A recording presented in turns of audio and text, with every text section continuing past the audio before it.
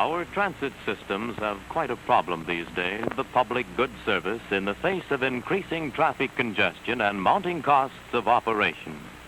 To reduce costs, many companies have turned from electrically propelled equipment and gasoline-powered buses to the more economical diesel-powered coaches. In fact, nearly one-half of the nation's motor coach fleet is diesel-powered today. Since any internal combustion engine, whether diesel or gasoline-powered, emits exhaust as a byproduct of combustion, the problem of most effectively dispersing such exhaust is of importance to everyone concerned. The scenes you are about to see will show you the wisdom of placing such exhaust installations near the ground and away from the curb and pedestrians. You can hardly see the exhaust here because this diesel-powered coach is using the #1 fuel oil recommended by the manufacturer, and the engine is properly adjusted. That means almost complete combustion with only about 1% of the carbon monoxide normally found in the exhaust from a comparable gasoline engine.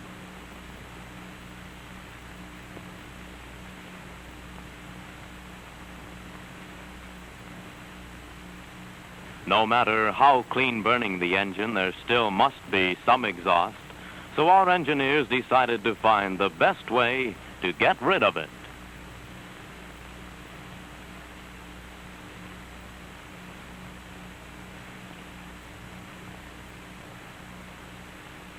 We started out by thinking of exhaust in terms of the waste materials from other types of combustion, the ashes left from burning coal, for instance.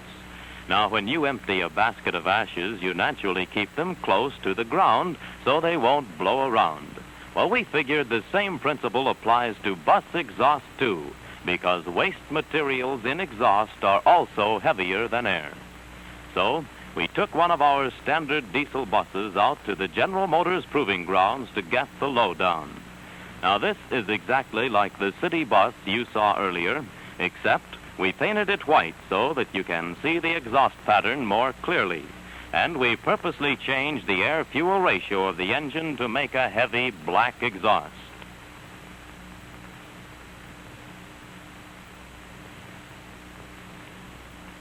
First, we tried a low-to-the-ground horizontal exhaust.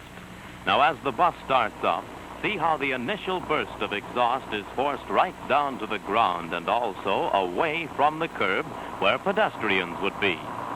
As a matter of fact, we found that the air currents caused by the moving bus further broke up the exhaust into a very thin layer on the pavement.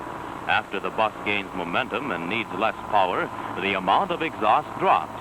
And note also that what there is of it drops too, right down to the pavement, and it stays there.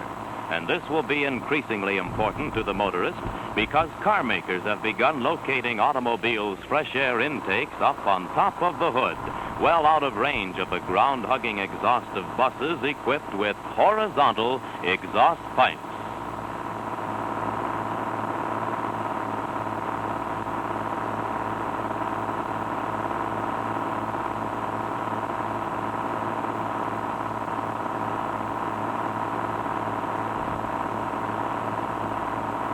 Now let's see what happens when we try the same thing with the same bus, fitted with a vertical exhaust pipe outside the bus, just as it would have to be in the case of enforced modification of the thousands of buses already in service.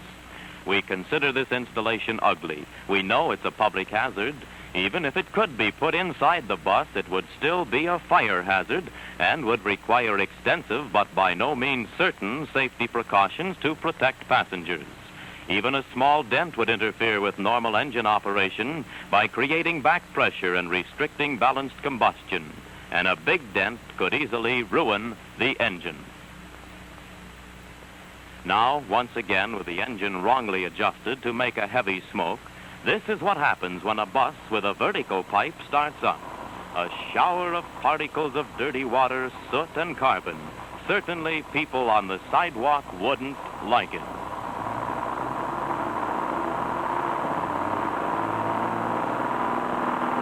As the bus rolls on, the exhaust is diminished, of course, but Still, it's sprayed all over a wide area with the motion of the bus, in this case, actually helping to spread it.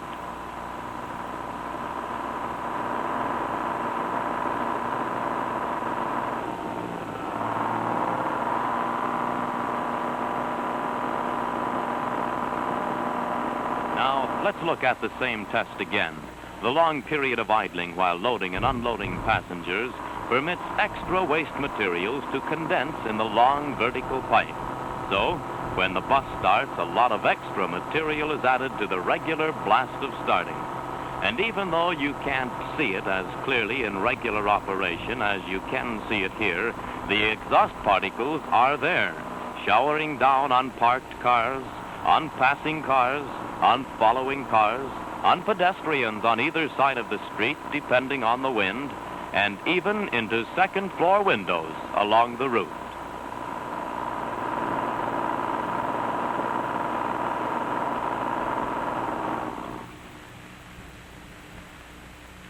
All these factors are causing over-the-road truckers to swing away from the traditional smoking badge of their calling in favor of the horizontal installations.